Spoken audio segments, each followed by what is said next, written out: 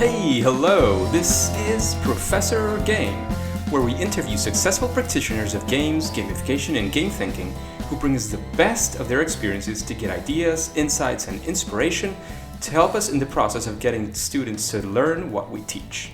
And I'm Rob Alvarez.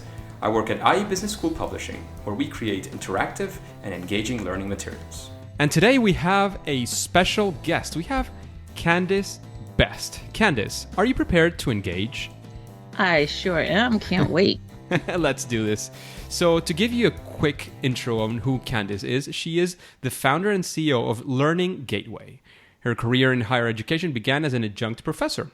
She has worked as a consultant, faculty member, and subject matter expert for higher education institutions, companies, and community-based organizations. And along the way, she added 2 master's degrees in business and psychology and a doctorate in social welfare and policy development. Her vision for Learningateway is to introduce the much-needed disruption to higher education by leveraging technology to provide academically inexperienced learners with a transformative educational experience. She believes that President Obama's goal of a U.S. education system that is the envy to the world is still achievable, and she intends for Learningateway to lead the way. Candis, that sounds fantastic and exciting. Is there anything else you would like to add? Anything else maybe on your personal life as well? Now that you mentioned it, wow, that sounds like a lot, right?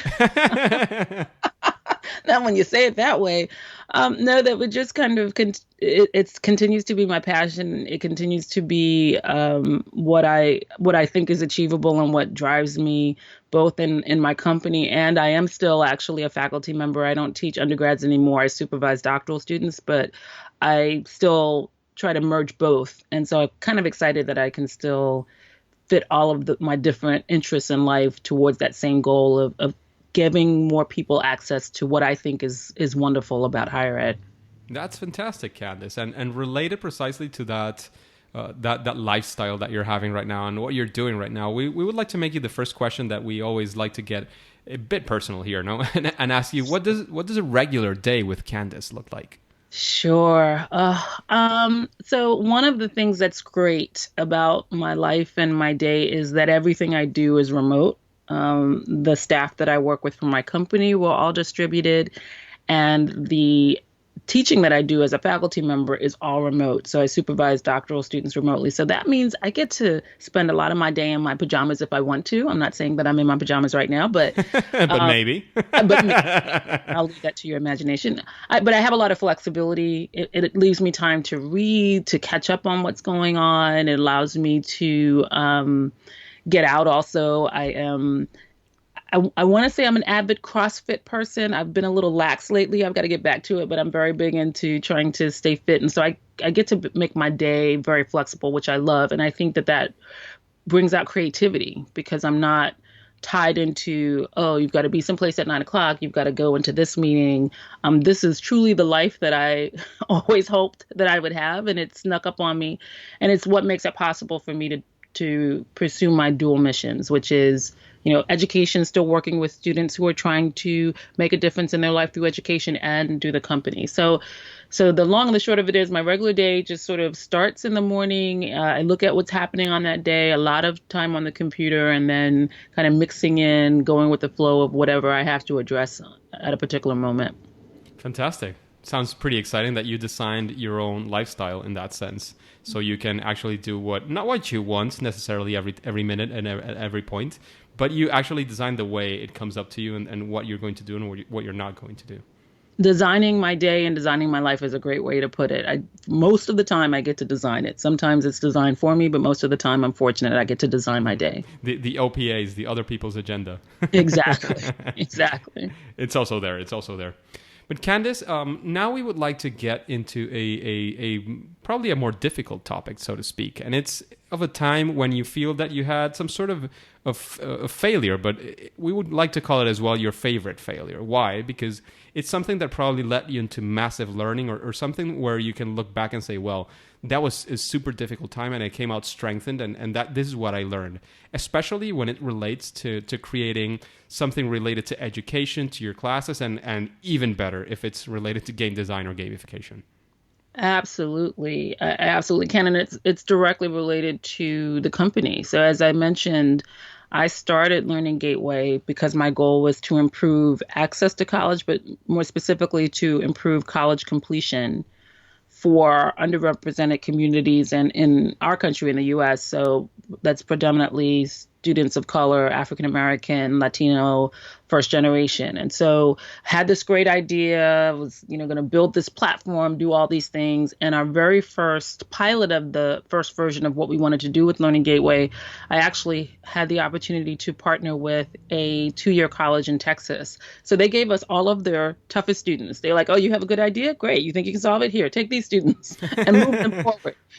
And so I, made this really elaborate video course and, tried to incorporate game principles, but at that time knew very little about it. I was guilty of that, typical introduction to gaming, confusing gamification or game mechanics with game design. So, we were throwing badges in there randomly without really planning it.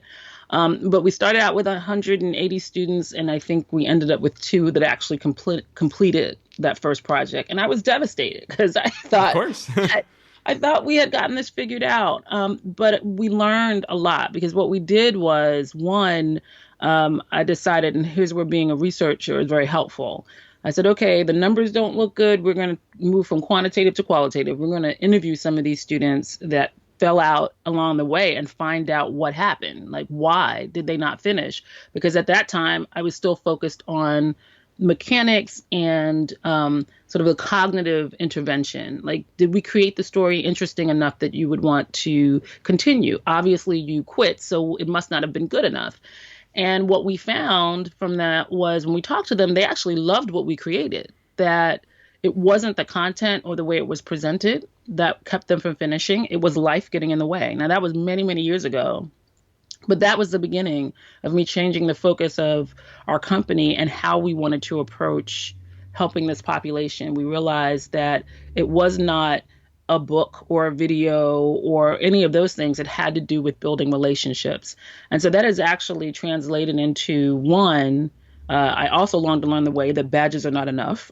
So it was that was the beginning of me saying, you know what, if you're going to actually use game principles, you need to learn about it. And I started studying and reading. I had a chance to build a relationship with Amy Jo Kim, who I saw that you interviewed. She's been a mentor of mine.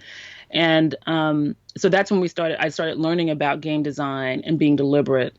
But the other big pivot that this led to was focusing on what we would call cooperative gaming, but the notion of whatever the solution being, it would need to incorporate students, incorporate building relationships, incorporate social. So that's really the underpinning of everything we do, including the game design for student success model that I created as a part of this journey.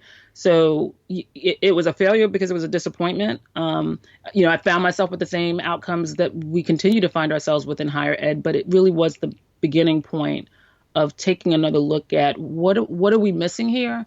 What do we need to change? And we've done several iterations since then, but we're getting ready for our latest release that I believe is all the result of everything we learned along the way, including those failures. Wow, that sounds fantastic, and I'm sure we'll get into this in more detail, because I one of the things that I've seen from listening to you is, of course, I mean, life can get in the way, and we can always say, well, that was not my fault, that's something that just happened to the students, and I can't do anything about it. But in the end, and I'm sure you did, because the success has increased a lot with your program. But now that life might get in the way, and you do something about it, and you design to make sure that if life gets in the way, they can still continue in the program and have success. So that's for me one of the key learnings, that even if there's something that looks like completely outside of your control zone, completely outside whatever you can do something about it, there's probably still something that you can do about it, or you can design around those restrictions to make sure that people still have success in your programs. Am I right, Candis? Absolutely. In fact, that is what I think is the most valuable opportunity to apply game design principles to education, and that is approaching it as a design challenge. Exactly. So we use design thinking has become very popular. There's a lot of overlap on the entrepreneur side. Lean startup is another one. They all have a lot of the same principles. It's like, okay, step back, something broke, figure out what it is that broke, and find out what was it about the design that you need to change it, try again. Because I think if you proceed with this notion, and I am a firm believer that there's a solution for every problem, if you start with that, then you won't give up. And I'm very As an engineer, I have to agree. Right. I'm forced. True, right, exactly. So Candis, related precisely to all this success, I wanted you to tell us another story, or maybe it's related to this story for sure. And it's a story of what's a huge challenge, a big challenge that you've faced, head on, and actually solved using game thinking. So dual challenges. One of the biggest challenges I have as an entrepreneur is, particularly since we're building out a tech-enabled solution, is that I am not an engineer. I'm not a coder, so I can't build this myself. That's a big hurdle, right? But one that over time I've learned how to work with available resources to move forward anyway. So that has ended up not being as big a challenge as I thought it was going to be. The biggest challenge has been really isolating in smaller components what the little kinks are that we still need to work out. And what I mean by that is, so I talked about, we made this pivot and now our product offering focuses more on building community. Well, we've had 2 different iterations where we stalled, even with the new version, because we were still missing something. And some of it had to do with our audience. Some of it had to do with how we were introducing, the complexity, all the things that with game design. But what I continue to be excited about in applying game design principles is that it does give you some sort of strategy to approach it. And part of what we're doing a game design for student success webinar series. Part of what I'm incorporating into that is, think of it in terms of a loop. You've got to figure out what the smallest unit is that you're trying to fix. And very often, especially in education and especially in higher ed, we get caught up in our brains, right? And we make the solution so complicated and there's so many moving parts that when it breaks, it's very difficult to figure out what's breaking because we're trying to accomplish too many things. I think game design has really forced me to slow down and look at the same thing again and identify, do you still have too many things you're trying to pack in together, break it out into clearer sequences? I think that's the beauty of game design principles. It's what, any really good game does. It breaks out whatever I want to teach you. We've got to break it out into the smallest loop. We do the first loop and then we do the next loop. And that's probably what we're really missing in higher ed. It's that we haven't really teased out the complexities because it takes time. It takes work. It's a challenge unto itself. But what game design has done, at least for me, is it at least tells you that it's possible, that there is a model that you can apply. There's a way to approach it scientifically. There's a way to approach it strategically that could allow you to start making progress, because that's what you want your players to do. That's what we want our students to do. We just want to move you to mastery. We just want to help you make progress. So let's be systematic about how we do that and focus on one issue at a time that might be explaining why we're having difficulty. That's fantastic. And I love your approach in that sense. I can definitely hear a side of Amy Jo Kim speaking as well. Right, you hear her voice coming through me, right? But I want to go a little bit deeper, and I wanted to ask you if you have just like maybe one small concrete example of a time when you faced something like that, and you said, "Well, this I have to change my approach, and I have to use game design, and I have to use this small loop." How did you break it down into a single thing, and what is it that you found so that the audience can grab something from your experience? So I'll tell you the most recent change that we made, and it has to do with our audience. So as I mentioned, our mission has always been that we want to help underrepresented students who are struggling. And you heard the first story I gave you. They gave me the toughest students, the ones that were struggling the most. And everything we've been doing in terms of building community, we've been applying it and to this population and continuing to struggle. And so we went back and we did some more focus groups and interviews. And back in February, we did an interview with a completely different student population. So instead of going to a small community college, we had worked at rural community colleges, we worked with urban community colleges, we kept running into the same difficulty. I ended up through happenstance going to a more privileged four-year university and talking to a group of students there. Completely by coincidence, I got invited to speak to them. And I explained what we were trying to do at Learning Gateway with our product, College Core, that's coming out. And the response that I got was just completely surprising, because I didn't even believe that what we were trying to do would be appealing to that group.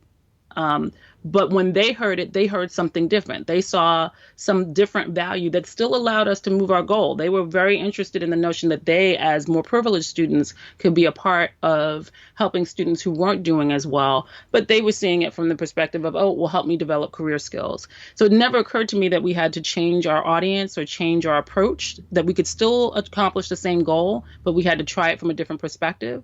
So in terms of a loop, for us, the loop had to do with our audience, how we were introducing what we wanted to do, who we were introducing it to, and how we were organizing the way we were going to roll this out. That's the most recent. And again, I had to get hit over the head by it because I just happened to have an opportunity to talk to a different audience. And I don't know how long it would have taken me, obviously several years, because I didn't do it before. But again, it's just being willing to step back and say, maybe stop trying to go through door number one and take a look and see if there's another door that you may be needing to try this from a different perspective. That makes a lot of sense, and thank you for your latest experience. And now, Candis, I think I know again that there's going to be a side of Amy Jo Kim talking here, but I want to have that side and your take, because I know you have your take as well, especially because you're focused as we are on education and higher education. So what is the process that you follow or that you use when you're creating something for education using game thinking? So I mentioned before this game design for student success model, and it was definitely influenced by Amy Jo's model, but it is different. We expanded it, and it's very specific to education. So it's basically what I'm now calling a progression minor arc, and actually labeling these 5 stages. So the 5 stages of this model are first discovery, first contact, onboarding, habit building, and mastery.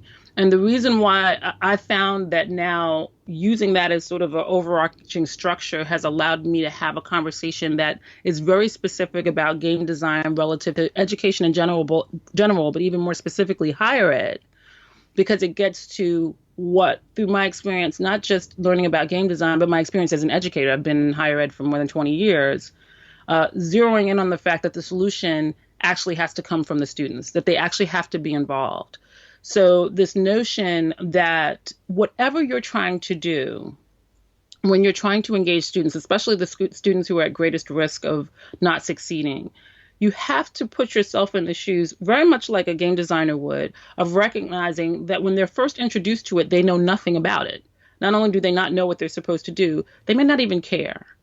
And that the process of moving them from apathy, right? So if we think about Csikszentmihalyi's flow model, that lower left quadrant is really apathy. The first step is I don't know anything about it. And before I take another step, before I complete the first loop, I've got to, 1, know that the loop exists. And then 2, you've got to give me a reason to try it at least once. And then the first experience has to be an experience of success. That is like the biggest departure, and probably something that we skip over, that in higher ed, we actually have to drill down on. The thing about a game, and when I speak about this now, is if you download any game the first time, the very first loop you go through, you cannot possibly fail. Yeah. It's always designed that way. It doesn't matter what it is. The very first thing you do, you can't fail. If it's a game where that's not the case, it's usually a game that doesn't have really good adoption. I don't know that we think about it that way in higher ed, but that's probably what we should do. And it's not, what we do. I don't know if it's different where you are. I know in higher ed, because we're more in the U.S., we have more of an open access system. You have a lot of schools that have started to figure out, because they're putting a lot of attention into what they call the first year experience or the freshman year experience. They have orientation. So that brand new student, they're putting a lot of attention into that, but they're forgetting that every time I start a new course, so my first time taking a math course is starting over. My first time taking more difficult courses in my major is starting over. So from a game design perspective, we would just see that as linking progression arcs, right? But we don't think about that way in higher ed. So what the way that it made sense for me in mapping it out to this model was saying every time you're trying to accomplish something that you know you're not doing well, no matter what, whether you're a professor or whether you have a program and students are not participating, think about it from what's the entry point, and then how are you gradually going to make them more comfortable and more engaged so that they want to continue, that there is a model for you, a way of you thinking about it that can help you reduce all of these different resources and challenges that you have into some sequence of activity that will give you a chance to either make the student successful, or if they're not, it'll give you a place to look to see where the loop might be broken. That to me is the value. And I thought it was just going to end up being really necessary for me to at least map out a sequence. And maybe as people start using it, they want to play around with it, which is great.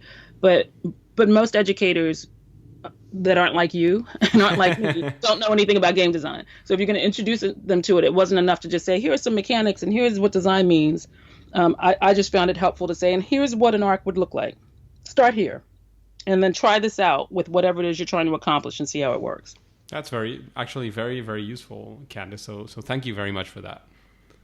Candis, we would like now to move into what I like to call the second part of the interview. And here we move into sort of rapid fire questions. These maybe some you will expound a bit more upon, but the idea here is that the audience can take something from it and maybe apply it very soon in a very short format, because now we went from the stories to this side. So the first question is, if there's something that you feel that implementing this small or maybe large, but this thing into their educational system using game thinking, adding this small bit would certainly increase their success in at least most cases. Is there a best practice that you can name from your game thinking ideas? I would say, again, this is my bias, but figure out how to make it a multiplayer experience, even if it's part of it. Try to incorporate something that would cause players to have to play with someone else. That makes sense. Incorporating other people so that you also have other people, involved, and that they are also taking a look at what this person is doing, and that way they help each other out. You're doubling the gain and you're dividing the pain. Exactly. That makes perfect sense, and it sounds a lot better when you say it that way. And Candis, what's your favorite game? Oh, yeah, I was thinking about that question. I was still struggling with it. Right now, when I need to divert my attention and give my brain a break, I'm playing a lot of the solitaire type games. Recently, I started doing the online puzzles. It's like playing a puzzle, but on your phone. So games for me right now are ones that allow me to unplug my brain. Like something that's very tactile that I don't have to really think about, I find is a really great way for me to decompress, take a break, and then come back to the heavy lifting of whatever I'm doing intellectually. That's very useful as well, because games are not just entertainment. They can also help in many ways, and that's a fundamental way that games can help. Actually, today I was a bit stuck, and I ranted a bit too long into a game, but it helped me certainly get back my focus. That was what I needed. Is there anybody aside from Amy Jo Kim that you would like to have interviewed in Professor Game? Sure. I'm actually trying to get Nicole Lazzaro. So if you can get her first. If you can get her first, then maybe you can make an introduction. I see a lot of overlap with her with the 4 types of fun and the use of emotions. I'd love to hear more from her and get a chance to either hear you interview her, or even better, if I could get a chance to interview her, that would be great. Fantastic. Yeah, she's definitely fantastic, and it would make a lot of sense, I guess, for both of our podcasts. Because I haven't mentioned it, but Candis has a podcast as well, and we'll probably be talking about that when we mention where we can find her. Candis, what book would you recommend to the engagers? Yeah, so the last book I had a chance to actually read, and again, it was partially homework, that I actually think would be very, very helpful. It's called Writing the Plot by William Rabkin, I believe it is. I'll make sure if I didn't articulate it correctly, I get it to you after the fact so you can include it. But it's actually a book about how to write a TV series. what I believe actually turned out to be really useful and would be helpful to your listeners is that it's a great model for narrative. Narrative, I think, is one of those underappreciated game design elements. And because writing a plot is all about narrative, what I didn't appreciate until I started reading it was how much overlap there was, because they talk about the need to have conflict and a theme and repeating loops. And this particular book is about writing a series as opposed to a movie. So what's unique about that is, he starts out by saying, if you're trying to sell a TV series, you actually have to be able to sell the fact that this story would go on for 2 or 3 seasons, which means you have to find something that's going to last. And immediately I'm thinking, well, that's basically linking loops to arcs and creating a progression. And so it was a very entertaining way of thinking about what the story of your game is from a completely different perspective, thinking about it the way a writer would think about narrative. So I think, and it's an easy read. So that's the other reason why I think it's something that would be sort of a different way of a different critical lens or creative lens to look at game design. So it's writing the plot. It's very easy, very quick read, but you may get some inspiration for how to think about the story behind your game. Yeah, that makes a lot of sense. And I'm now remembering that you mentioned at the beginning that you went just into badges and that kind of thing. My talk in Gamification Europe last year was precisely about one of my first projects in gamification and how it failed, basically, initially because of badges. So it's the title is something like, I can't remember the exact words, but how badges turned my gamification project into something else. It's basically about how I failed using badges, which doesn't mean that badges are not useful. They have a place. They have their place. But narrative is something I'm definitely fascinated by, and I share this with many other designers. But I completely agree with you that the narrative is something that can get people very, very engaged and very, very enthusiastic about what's going on. So yeah. And the thing is, in higher ed right now, you mentioned badges, but that is actually how gamification is now being introduced. That I'm starting to see in higher ed. It's painful. Yes, that's the word. It's so painful because a lot of companies are now selling their solution by saying, "Oh, and we give badges for this," and now I just think.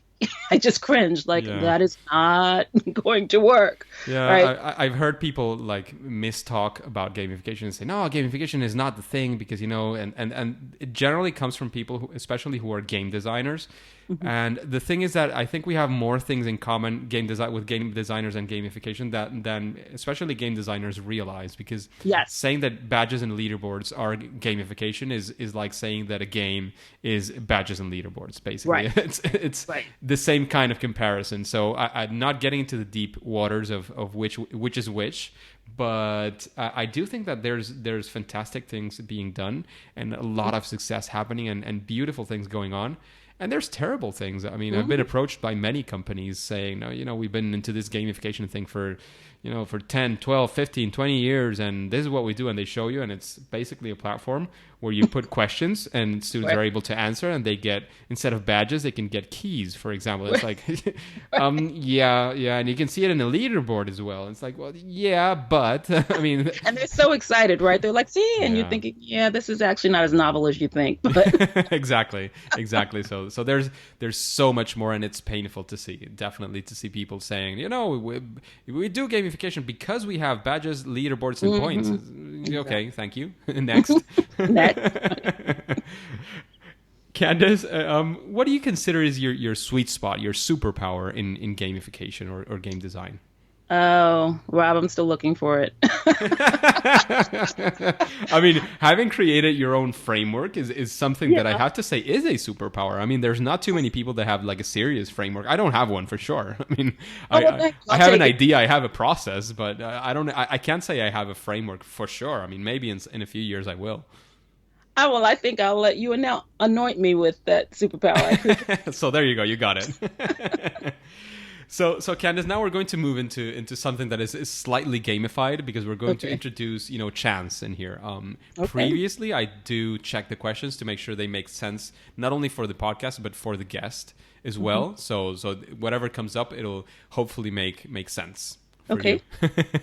So here's a question, and it's very related to education. I just clicked the button, and this is what came up, and makes sense. So here's a question: how would you convince the principal of your school to allow you to use gamification in your classroom. And maybe I would add a small thing here, because they're probably interested as well in saying, finding the time for that, because maybe they say, well, if it's extra time for me, well, you'll spend some time, but maybe you want them to allow you to give some research time and, to getting into deeper stuff, so that they give you time for that. So I would add that to the question.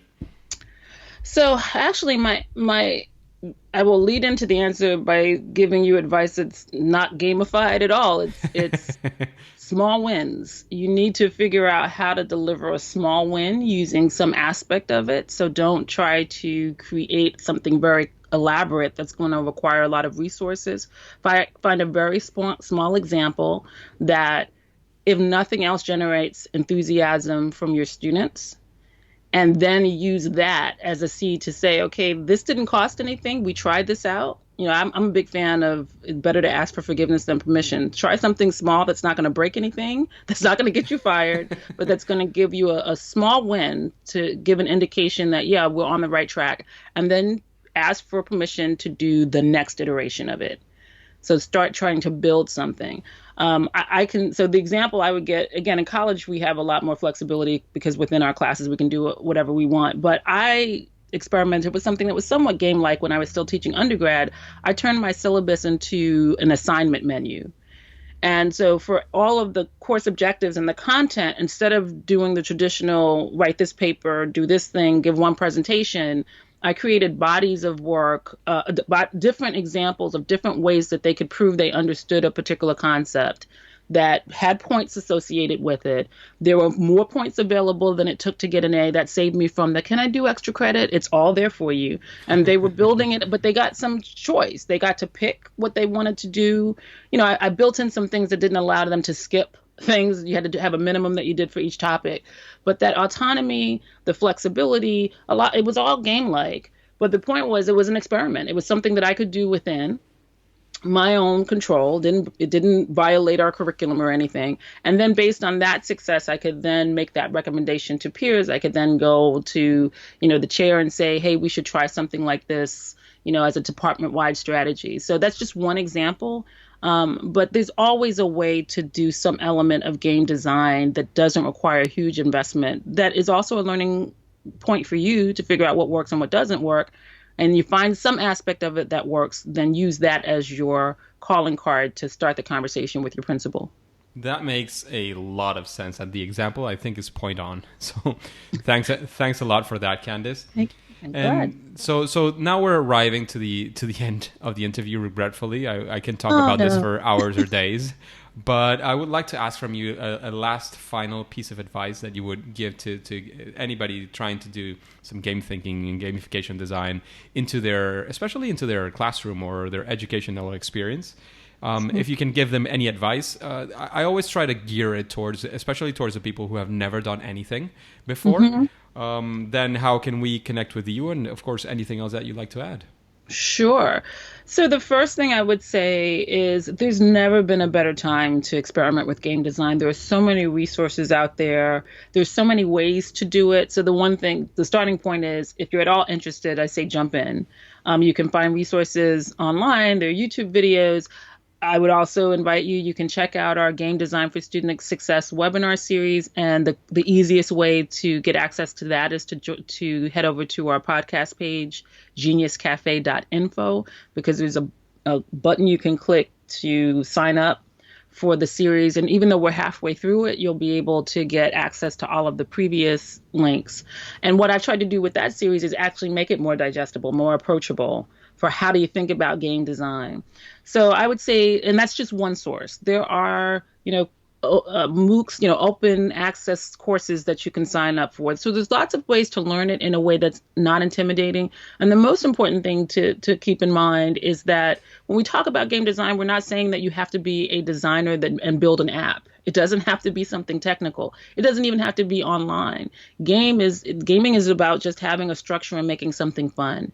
So, the advice that I would give is, if it's at all interesting to you, know that it is something that you can start with, that you can incorporate into your way of engaging with your students and making what you want them to learn fun, and that you've got lots of people like you, Rob, like me, like Amy Jo. There are lots of people who are so passionate and enthusiastic about that we're more than happy to help. So reach out to us. I have just found that the gaming community, and I don't consider myself a gamer per se, I still consider myself a novice in that, but I will say when I met people, everyone's so helpful. Everyone's so, willing to work with you and share ideas. So you will find a very accommodating space as well. You'll find a lot of people that are willing to brainstorm with you and help you with your ideas. So the long and short of it is go for it. And I have to jump in here and say that we met thanks to one of our first guests, actually episode 2, Scott Renke. That's right. And he was very, very kind enough to get us introduced because he realized that we were doing something in similar spaces and that probably we would have opportunities to collaborate. Like for example, we're doing this episode now. I'm probably going to be in Candis's podcast as well. You're definitely going to be in my podcast. So yeah, perfect example. Collaboration. It's a collaborational space. I mean, probably not 100% of the people who are here are collaborating, but you will find many people that are very willing and very open and things like this podcast and like Candis's podcast, that the idea is precisely to get these ideas out there and to offer them to everybody. So Candis, how can we connect with you? And then we'll say it's a game over. Absolutely. So you can certainly find me on Twitter. I don't spell Candis the way many people do. It's Candis as in Sam, BES as in Sam, T as in Thomas, but it's at Candis Best on Twitter. You can also connect to me through our Genius Cafe podcast page, geniuscafe.info. That page is connected to our company website. So if you go there, then you'll be able to also find our company, and you can reach out to me through those avenues as well. And please do. I always love to meet and talk to people who are interested in game design or interested in education. And if there's a way that I can help, I'm happy to do it. Fantastic. Thank you very much, Candis. And it's now game over. Thank you. Engagers, thank you for listening to Professor Game Podcast. If you want more details of this interview with Candis Best, you can just go to professorgame.com/podcast/029. That's like in episode 29. There, you can also take a chance and give us a review on iTunes or Stitcher, whichever the app you're using to listen to this podcast, so you can help us spread the word and more people can do amazing work. Before you go onto your next mission, would you like to know what Andrei Marchevsky thinks of when gamification is the best solution and when it's not? And you have to listen to the next episode of Professor Game. See you there!